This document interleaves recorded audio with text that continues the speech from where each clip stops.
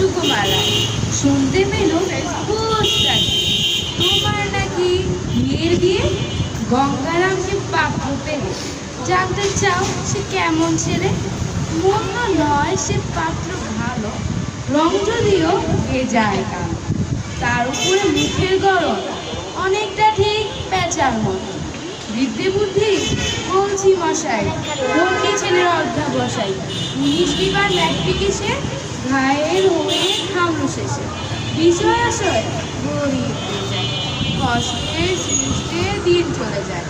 মানুষ তো নয় ভাইগুলো তার, একটা পাগল আরেকটা গোয়া। আরেকটি সে তৈরি ছেলে, জাল করে নোট গ্যাসের ছেলে।